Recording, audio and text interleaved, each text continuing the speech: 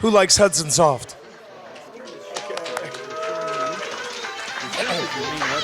I think I stood at my last panel, so I'm going to do some moving around. Welcome, everybody. How's MAGFest been for everyone? All right. Sunday, I'm exhausted. Did someone go, wah? Wah? Wah? All right, it's Sunday. We're tired. Welcome, guys. All right, I'm going to do a little bit of this and that because I want to stand up. My name is Jimmy Cooney. I own a local game store called Dice City Games. We opened a little over 5 years ago, thank you, with the moniker Play a Better World, which is a pun. Video games, Magic, D&D, board games, Pokemon, we do all those things. And Play a Better World is both the sort of pun of the escapism people associate with gaming. You can leave your, doldrums of life and have a little fun playing in a world created by someone else. And it's also our concept that we should leave the world better than we found it. And I think that there are fewer companies that, in my mind, touched my heart as much as Hudson Soft. I almost, at times, thought they were more Nintendo than Nintendo themselves. And at times more Sega than Sega themselves. And what I mean by that is, for my childhood at least, when I think of colorful games, and I think of both the hardcore games, the most hardcore shoot-em-ups you've ever played, in the late 80s, early 90s, they were probably either developed or published by Hudson Soft. And then if you think of the most casual games you've ever played, the most fun multiplayer party games, Bomberman and Mario Party, they were also probably developed or published by Hudson Soft. So much like Nintendo and much like early Sega, they ran that gamut. And what a lot of people don't know is that Hudson powered a lot of the video game breakthroughs, not only in software, but in hardware technology that happened in the 80s and 90s. So today I'm going to talk about 50 Years of the Bee, my tribute to Hudson Soft. Hudson is pretty unique, not only because of their blend of the hardcore gaming and the casual gaming, but also their story. Hudson rose to the heights of being one of the largest video game developers in Japan at the height of the video game boom that happened in the 80s and 90s, from being a tiny, single Radio Shack style radio, phone, and hardware shop in Japan. And they had offices in, Tokyo and other places, but they really started as a modest little shop called Hudson CQ. And that was basically their computer HQ, where they would repair things and sell cameras. Two guys started the company. They were brothers, Hiroshi and I believe Koji Kuro. And the Kuro brothers were really unique in that they were gamers. They played a little bit of the early PC games. They were tinkerers, and they were salesmen. And they weren't well funded. But by 1973, when they started, to 1988, they had the highest selling video game console in the world, briefly beating the Famicom for 2 years in Japan, which was believed impossible. The PC Engine in 87, 88, part of 89 actually outsold the Famicom, which Nintendo wouldn't be outsold again until more or less 10 years later, when the PlayStation in 98 really beat the N64 in the American market. So this is a company that went from being a tiny, independently owned Radio Shack run by two model train enthusiasts to beating the Famicom at the height of its popularity in Japan. And I think that fantastic story is worth remembering now that they've been purchased by Konami a decade ago. They dissolved in 2012. First, it was marketed as a merger. People thought Hudson and Konami were going to be the next Square Enix or Kemco Seika, something exciting like that. Instead, Konami basically held all of Hudson's franchises, dissolved their employees, their offices, and their resources and their tech into Konami. And now Hudson's becoming a forgotten name. But this small company that grew into this mega company once gave us some of the top-selling games of all time. I was reviewing the top-selling home software games of all time, and they're things like Wii Sports and Super Mario Bros. And Halo. And one of the only the only small developer game that actually hit that list is the Mario Party series. Some of the Mario Party games have topped the world's highest sellers. So in terms of like indie developer, which they're not quite indie, but small developer to major sales, it was Hudson Soft. And I think that story is special. So today I want to talk about my relationship with Hudson and maybe how you guys remember it.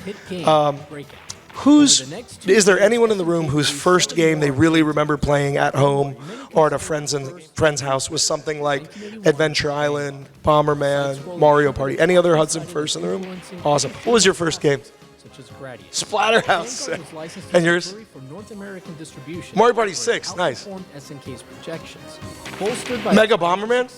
Nice. Brian Matheron had Mega Bomberman, a friend of ours, and I loved playing that game at his house. Officially established SNK Corporation of America in California. Bonk's Adventure? Nice. Yeah. And that was a huge blessing. I just picked up a Bonk this weekend for $1,200. Beautiful, beautiful cart, beautiful pins. But basically, that's what's happened with Hudson Games. As they finally started to regain the respect they deserve, the games are going up in price. So if you look at the most collectible, not weird Nintendo game, other than Little Samson, it's probably Bonk's Adventure. And if you look at the most collectible, not weird Super Nintendo game, it's probably Hagane, which is a Hudson, like hack and slash, cyber samurai scroller. And if you look at the most expensive TurboGrafx games, it's things like Gensuka, Sudetsun, Sapphire. I always mess up that name. It's a Hudson shmup.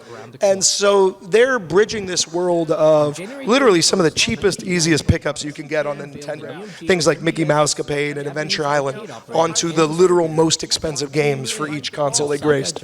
So I feel like there's a little echo here. Is that accurate? Or does this sound good to you guys? Laptop? Cool. Will that stop it? Will that stop it? Cool. Thanks, guys. We will use the laptop for some videos in a minute, but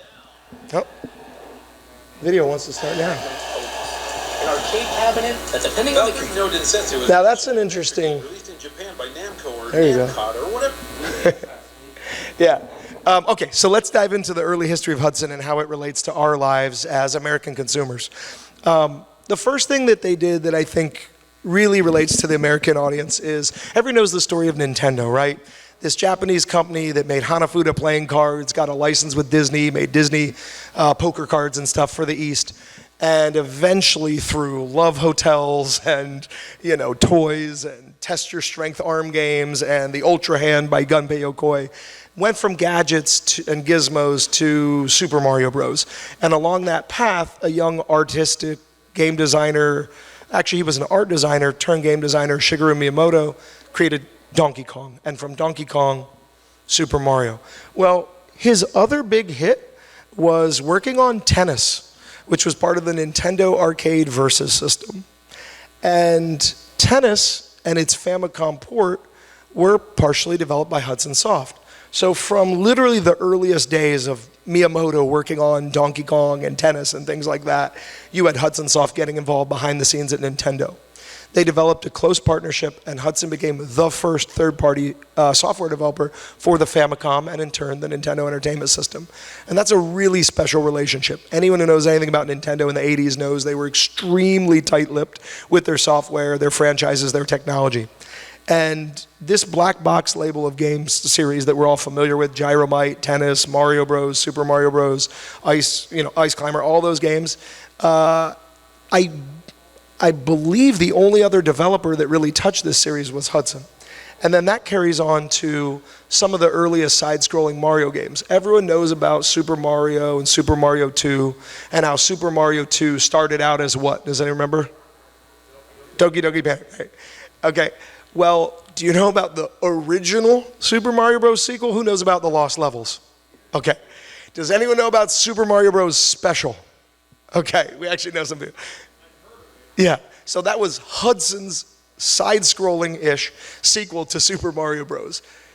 To think that Nintendo trusted another company with a main series Mario game is wild. Now, this game was released in Japan for, I sometimes butcher these numbers after a long convention, but I think it was the NEC 8801 and the Sharp FX1, which were two popular home console computer systems in Japan. So you got to remember, Japan and America were a little different at the end of the 70s, early 80s. America had this Atari boom bust cycle. We all know about E.T. filling dumpsters and Atari really struggling and people claiming video games were dead. Well, meanwhile, in Japan, the bustling home computer market allowed games to get in the door. You had this very serious culture, but there was a gaming sort of underbelly to it. You might have heard of this. At one point, Space Invaders caused a coin shortage in Japan. So shmups were popular, and there were all these chances to play these games in Japan. But they needed a doorway into America, and they needed a doorway into Japanese homes as a game system. Enter the Famicom, the family computer. Now, the Famicom was marketed more as a game system, but Nintendo needed some chops to actually make it a family computer. So they turned to Hudson, who developed something called Famicom Basic. Has anyone ever seen a Famicom Basic? No, okay, this thing's wild. It's a red and white Famicom-themed keyboard and programming software that basically gave you basic programming abilities, Word documents and stuff on the Famicom. And that partnership led to all kinds of things with Nintendo and Hudson down the way. But they kind of justified that the Famicom, like the Sharp and NEC PCs, was a gaming system and a computer that was family friendly. Now, if anyone knows, if anyone's old like me, I'm 41, anyone remember Lode Runner? Anyone play Lode Runner on the Apple IIe or the PC? Okay. So Lode Runner is, I don't know, almost a forgotten cult classic. But at the late 80s, this was like mid-80s, I should say, one of the hottest games. When we got an Apple IIe, it was like the killer app video game. It was published in the West by Hudson Soft, and Nintendo really wanted it on the Famicom. So the very first time they licensed a company to produce a game for the Famicom, as I said, was Hudson. The first game was Lode Runner. It sold 1.2 million copies in its first year. In a market that was basically one country at that time. Remember, the NES doesn't get released in America until 85, 86. 1983, selling over 1 million copies on a brand new platform in an industry that people said was stone cold dead was a big testament to Hudson's ability to take a loosey-goosey computer game with dry graphics and turn it into a really fun, colorful, home kind of arcade experience. Not only that, but Lode Runner and its sequel, Championship Lode Runner, were the first video games, I think it was Championship Lode Runner, but it might have been Lode Runner, to add level editing. So it's another Hudson first. And that's something I just like to emphasize here. You've got the first Famicom developer, you've got the first Famicom, not video game, but actual software developer and hardware peripheral developer doing the Famicom Basic keyboard. People argue they inspired the Famicom disk system. You've got the first Mario or mainline Nintendo game developed by someone else. You've got the first, in a lot of cases, the first on the console. And another example is Mickey Mousecapade. Does anyone remember playing this game as kids? Okay, so I had a lot of fun with this one. It's a little weird. We probably remember it as the first of many Capcom published Disney games, right? Everyone's played Kingdom Hearts. Well, like so many games, this was actually developed by Hudson Soft. And this became another top seller. If you play it, it's weird. It's weirder than all the other Disney games. Minnie and Mickey have a partner scheme. They shoot little stars. The level designs are weird. It's really fun, but it has that Hudson Soft like platformer weirdness that I love.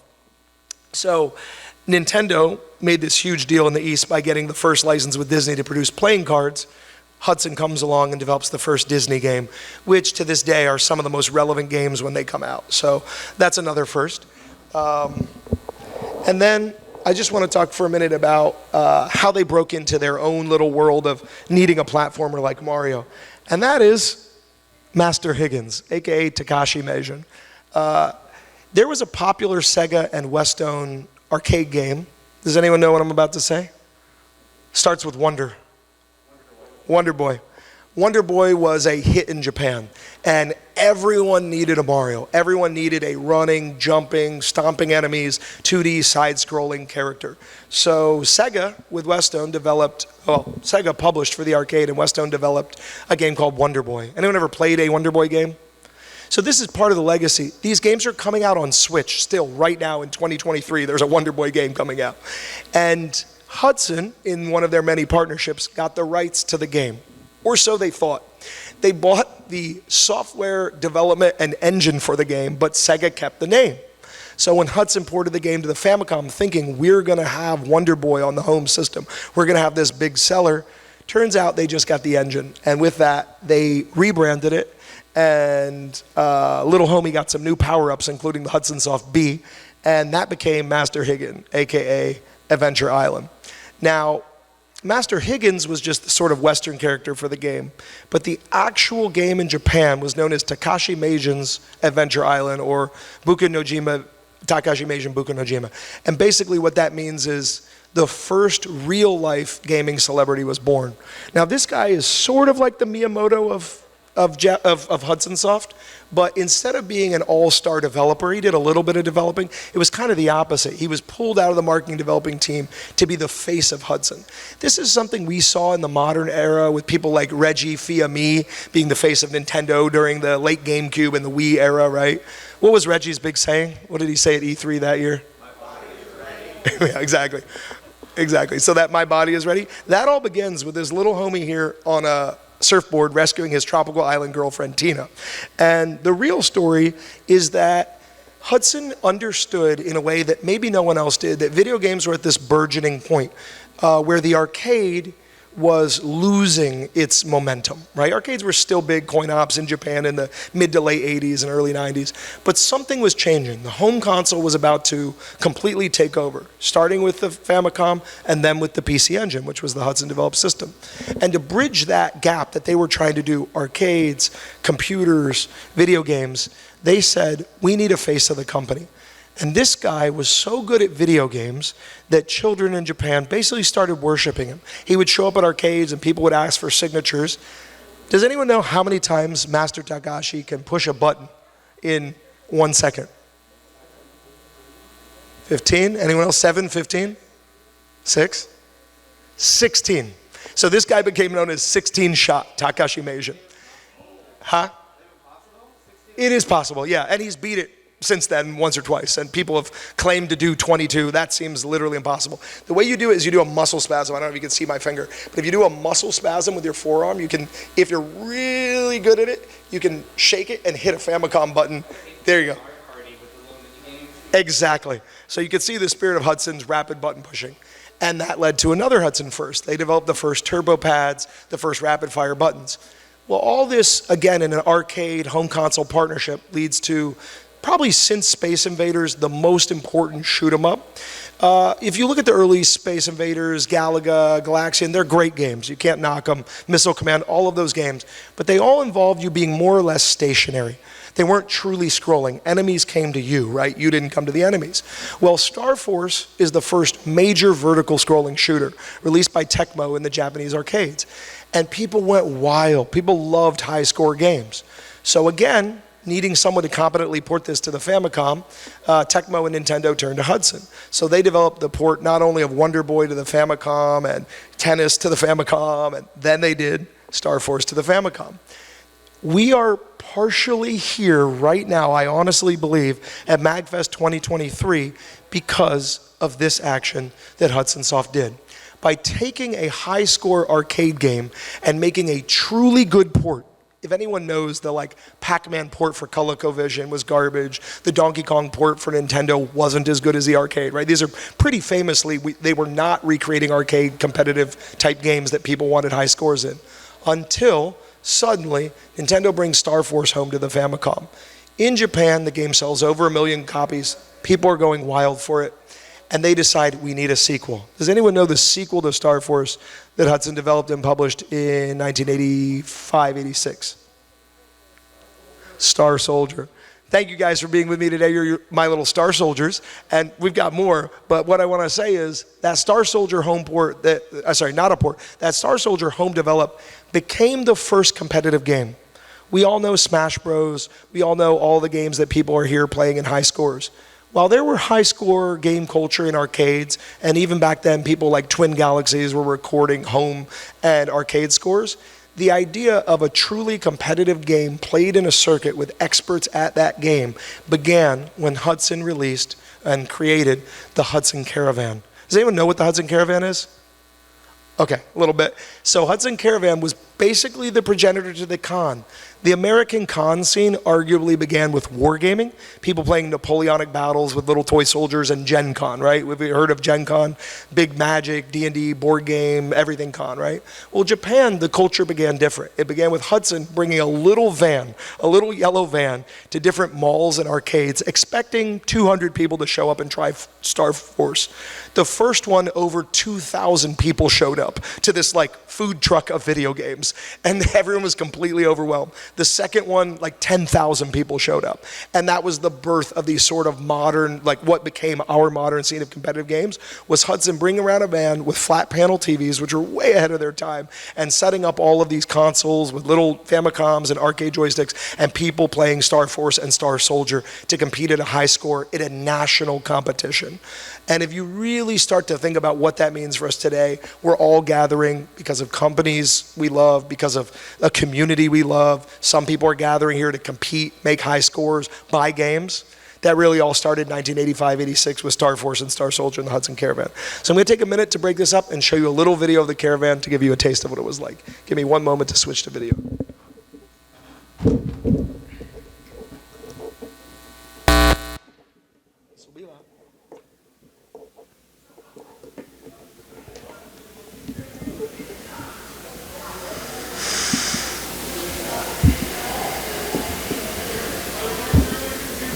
Do we have video there?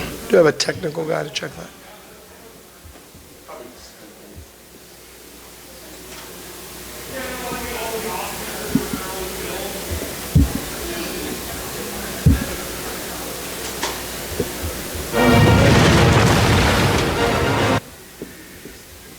Do we have it now?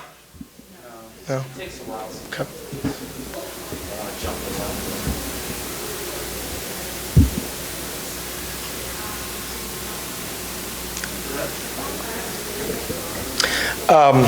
I'll just say a few things while it's switching. So this became a major series where they had Superstar Soldier, they had Hector 87, they had Gunhead, aka Blazing Lasers, Final Soldier, Soldier Blade, and other companies started mimicking these caravans. So this is a really cool one. This is an American port, like a fan-made port that was actually made in the past 2 years of Rekka, Summer Carnival 92. So inspired by Hudson, Soft, and other companies started making caravan games. To this day, if you're in the shoot-'em-up community, a lot of shmups will have 2-minute and 5-minute time attack modes, and that's how the competition worked for these games. You would try to play and set a high score in 2 minutes or 5 minutes. Let's see here. So we had video at the beginning of this, but now we don't. Do we have our tech guy? He seems to have walked out of the room. Cool. Okay. All right. We're going to continue without it, I guess. One of the cool things they did at these cons is they gave little pins out to the attendees. So this is pretty wild. It's like an Advent-style calendar is how it's designed. Loaded with pins from Hudson Soft. And this is sort of a new old stock item I got as I've been collecting them over the years. And this thing is pretty wild if I can demonstrate it.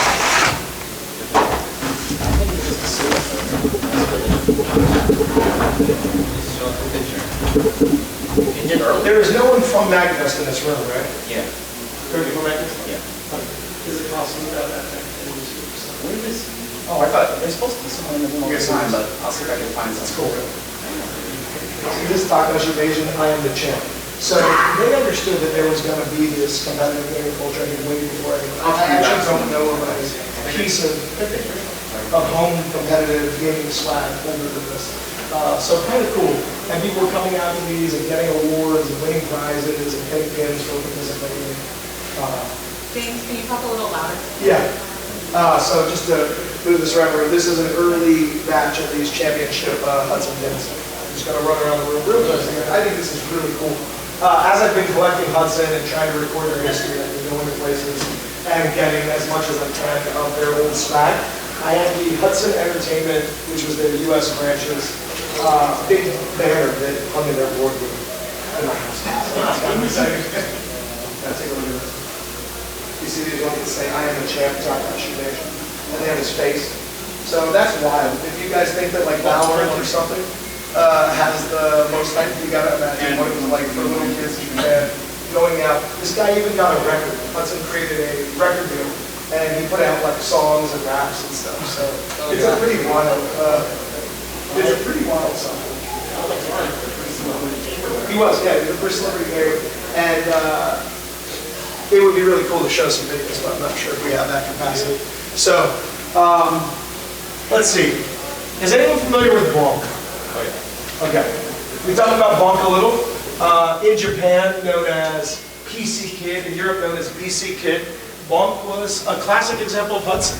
They worked with another developer, in this case Red, to develop a really cool game that would be their competitor with Sonic and Mario in the Japanese market for home consoles. Takashi Meijen's Adventure Island was already on the Famicom, where it got 4 releases, and in the US 3 releases. And they kept these things going even into the Super Nintendo era. If anyone played Adventure Island 2, for those of us that couldn't afford a Super Nintendo and Super Mario World when it first came out, this was the best way to jump on a dinosaur's back and stomp some bugs and hit some blocks.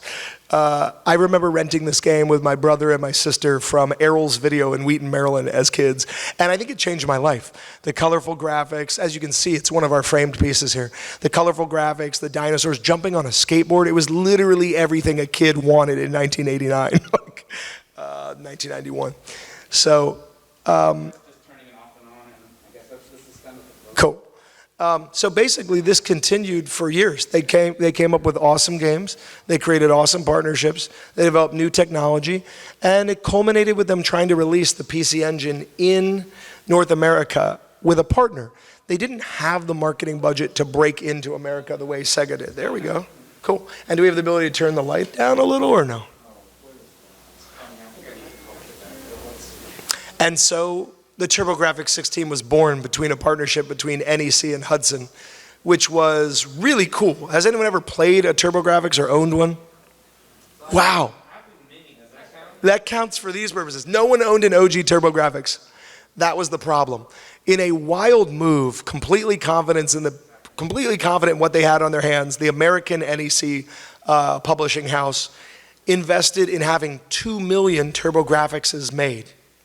Meanwhile, Sega invested in having 20,000 Sega Genesis made, but putting the 20 million into the marketing budget.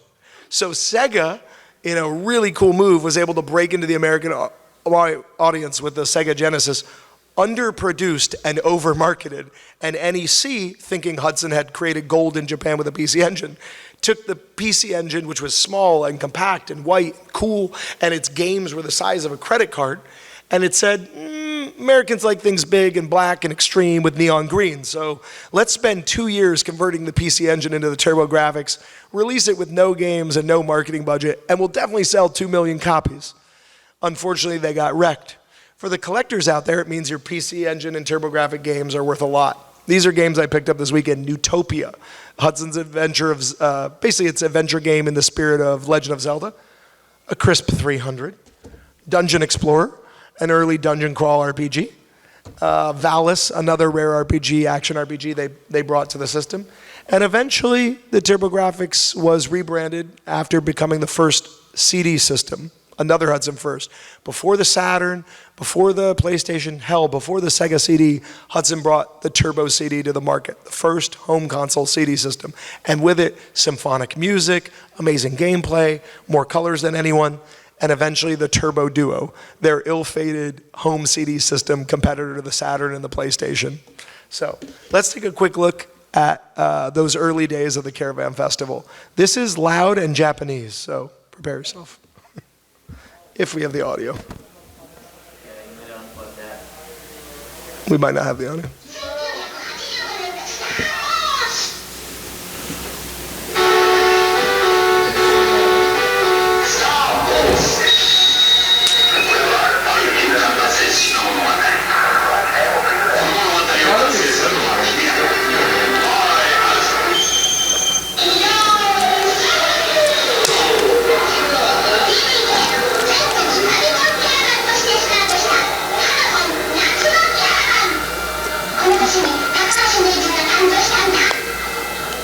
There they're saying, come to the National Caravan and meet Takashi Meijen.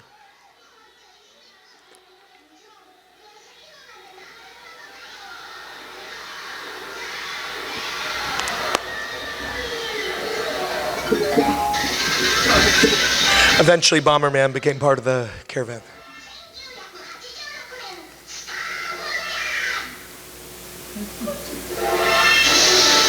Look at how big this thing has gotten. That's wild, right? This is the 80s, not 2023 at the National Harbor. That's 1983 in Sapporo, or 1986.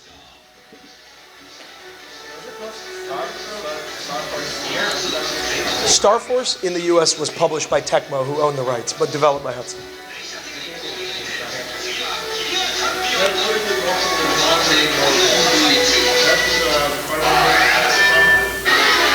Give me one second.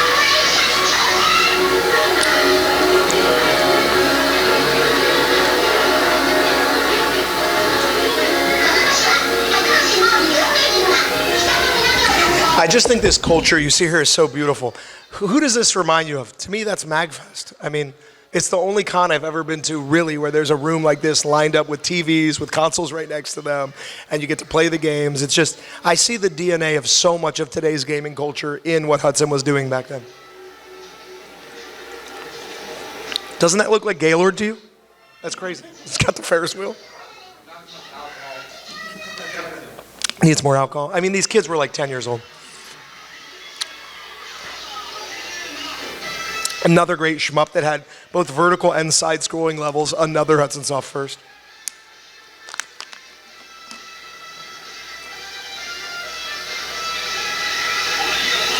And you can see their budget was growing, the commercials were growing in their budget. That's the little caravan vehicle they'd bring around.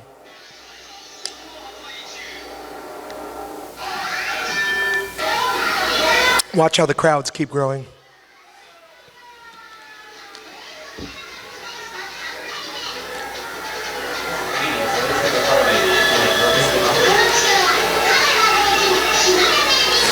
They're playing on Sharp TVs, and some of them are playing Sharp Twin Famicoms, which was the Nintendo Sharp partnership of a Famicom that had the Famicom disk system built in. Look at those crowds. It's completely wild.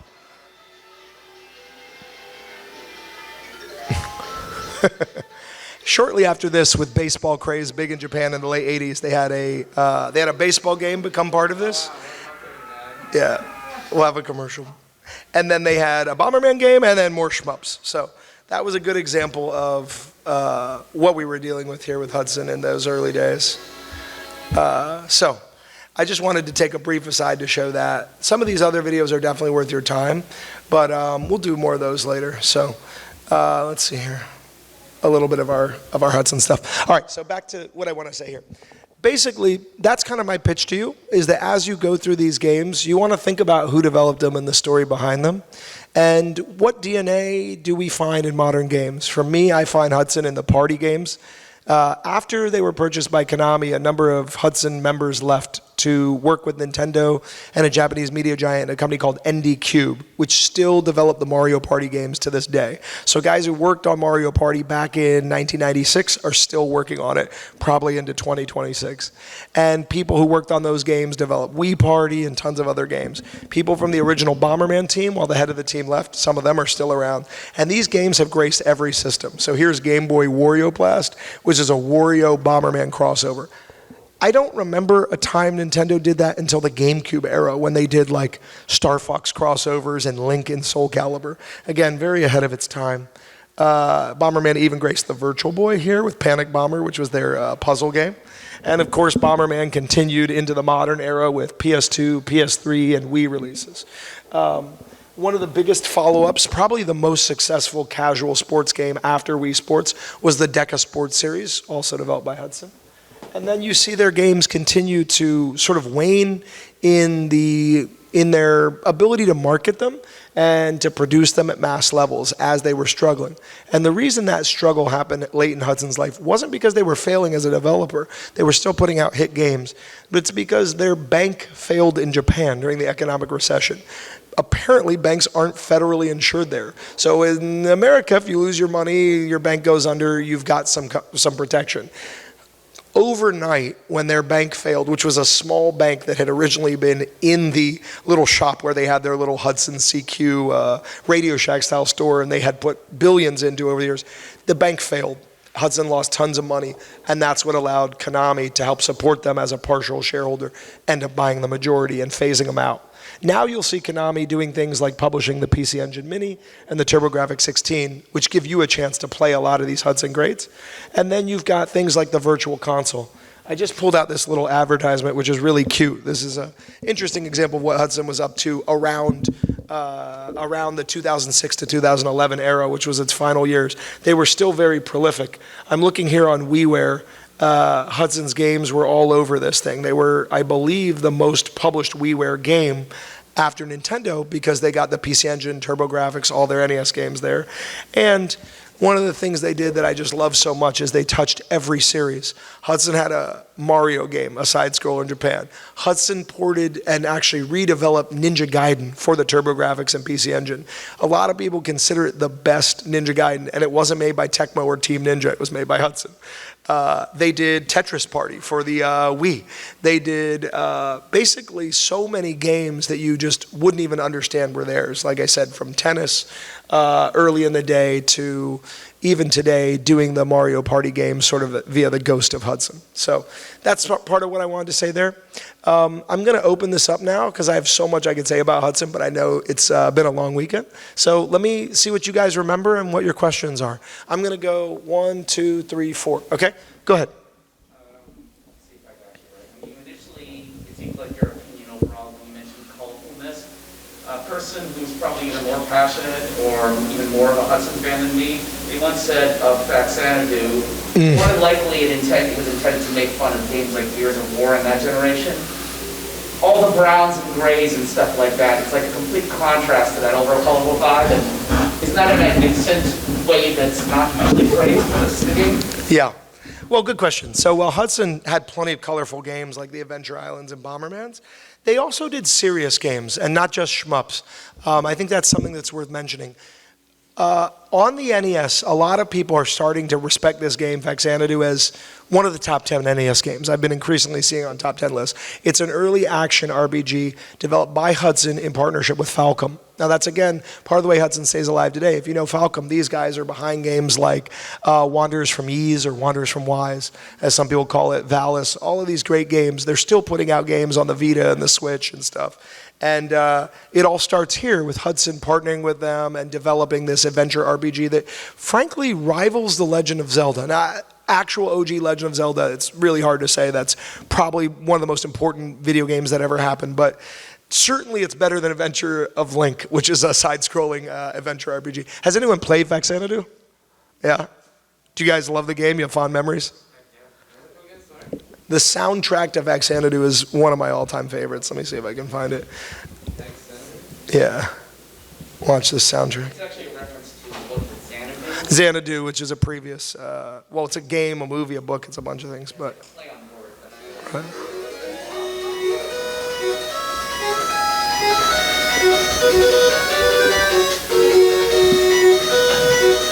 I'm going to let this opening theme play in the background while we talk about this. All right, so as an example of the colors, you can see it here. This thing says daggers and wing boots, mantras and monsters await you. To me, as a kid in the late 80s, this captured not only the games like Legend of Zelda, early Magic the Gathering sets like Unlimited and Fallen Empires, but also movies. A lot of the fantasy movies like The Dark Crystal and stuff, the marketing was very similar to this. It reminds me of The Princess Bride.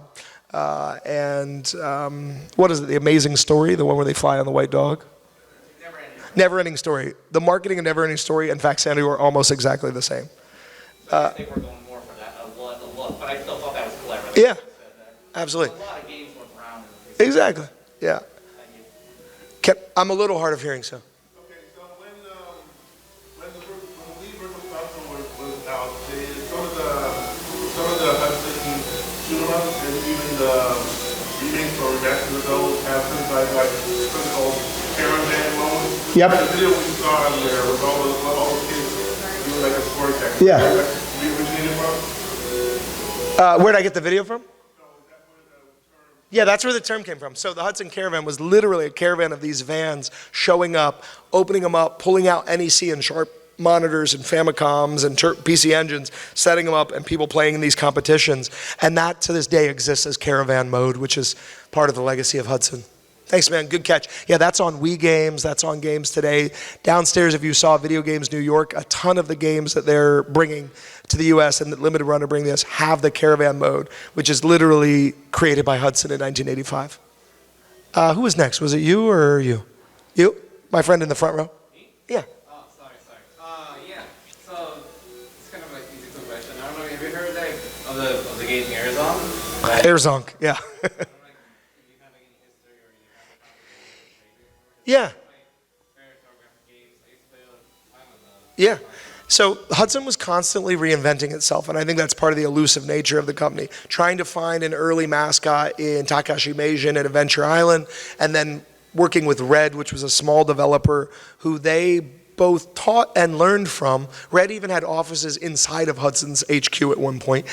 They created the Bonk series, and then as video games got more extreme, as you looked at the marketing of Sega turn into Sega does what Nintendo, and say it, Sega, and all that stuff, Hudson kind of followed suit, and they took Bonk, the little cute caveman.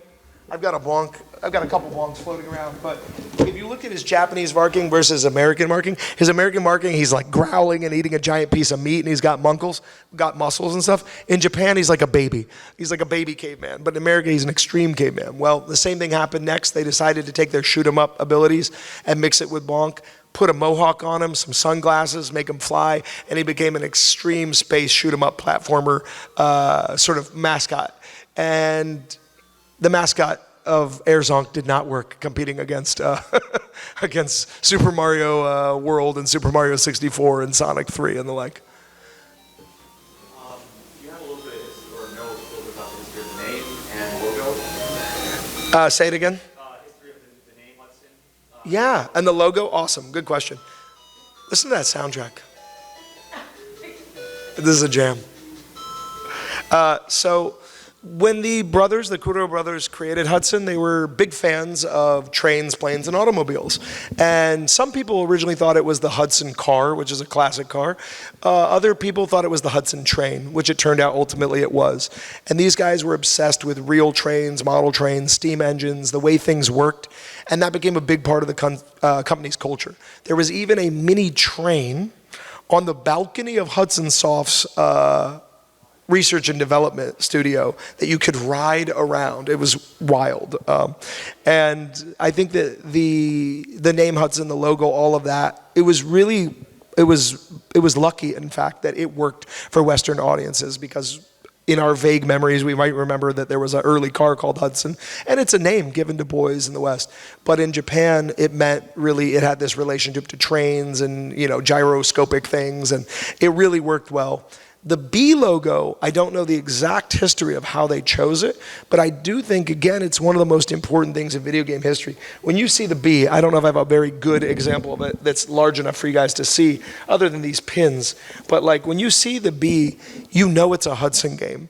And I think that their marketing and their logo and having a mascot was so far ahead of the time as to how other companies are doing. Like, I don't remember Kemco or Seika or SNK's logo from the early days. No one will remember any of that. You'll remember Nintendo, because Nintendo was like Coca-Cola in the way they branded it.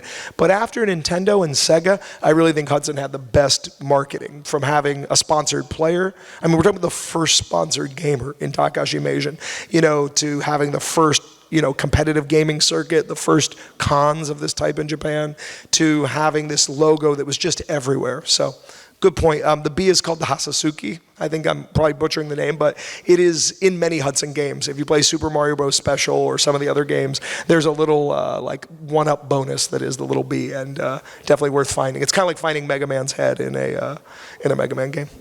Anyone else have a question or a memory they want to share? Yeah. What's the most valuable? Ooh, I left a lot of good things at home here, but I would say it's probably this Bonk's Adventure Cart of the things up here right now, or it's this box of the original Hudson pins, and you can see on this games that are like not that major in the U.S., but at the same time are really fondly remembered by a cult audience and sold millions in Japan. You've got Lode Runner, you've got Championship Lode Runner. You've got Doraemon. Again, Hudson doing the early license games with Mickey and Doraemon, the anime. You've got Star Soldier, Star Force. You've got Takashi Meijen's Adventure Island, Raid on Bungling Bay, and of course, Mylon's Secret Castle. Mylon's Secret Castle, again, part of this video game culture. One of Angry Video Game Nerd's best early videos was him going, like, how the hell do you beat this game? Has anyone played Mylon's Secret Castle? Okay, love this game. It's an NES game. Go out, find it, play it. It was showing that American 30-year-olds couldn't do what Japanese 7-year-old kids could, which is play through a whole level where there's no hints. This isn't like Castlevania where there's like a crack in the brick and you know to whip it. The bricks in Mylon's Secret Castle, you're shooting bubbles. You're a little kid in a magical fairy tale platformer land. You have to shoot every single brick in the level with a bubble to find one brick which holds a key. And the key unlocks the next level. And that's how you progress through the game. But it's a really whimsical platformer filled with musical notes and another great Hudson soundtrack. So definitely something worth checking out. In fact, I'm going to show a little bit of Mylon's Secret Castle just for a moment to give you a taste of this game since you guys haven't played it. If you want to see a fair review of it, you look up someone named Hungy Goraya, and she really talks about it like you did. She does a good job of breaking it down. Like nice. Well, I'm seeing if I can cue that up. Can I take your...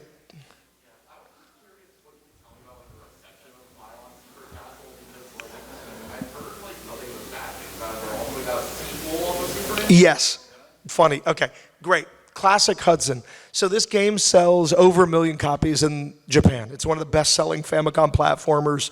People there are holding it along with Adventure Island and Mario as like some of the best platformers on the system. And in America, it's considered one of the worst platforms of the system.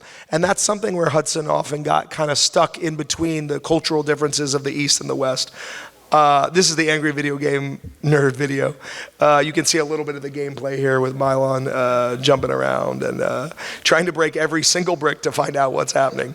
I love the game. I love the music. I love the graphics. I love the vibe. But this game, which was like, a minor hit in America and a major hit in Japan, ends up getting a sequel that a lot of people consider the best Super Famicom or Super Nintendo platformer, and it doesn't even get released in the West. So I'll show you that as our last little bit of a video here. It was Do-Re-Mi Fantasy, Mylon's Secret Castle 2. Yeah. So, I remember that was on the retro contest. right, exactly. As a classic sort of commercial, what unfortunately happens to Hudson is they make these amazing games and then the games don't get released in the West, and that happened time and again. So hopefully here we'll get a little bit of a taste of this game. But classic, bright, colorful graphics, amazing gameplay. Like, look at this. This looks like a modern Switch download game or something, and not like a Super Famicom game. So I'll let that play out while I'm talking, but it's pretty wild, right? I mean, look at how far this game had come from the original 8-bit situation of Mylon's Secret Castle. So, anyone else have any comments or memories they want to share while we're finishing up? Go for it. I believe Sapphire is actually way up there because, for whatever reason, even though you could burn that as a CD, Yep. there are like a bunch of charlatans who make like fake versions Yep. of it. So that really, it's not that hard to verify, but that has pushed the official ones up, right? Absolutely. So Sapphire, a lot of us like to own the original game, is one of those late era Hudson shmups that a lot of people still consider the greatest shmup of all time. So it's a really good one.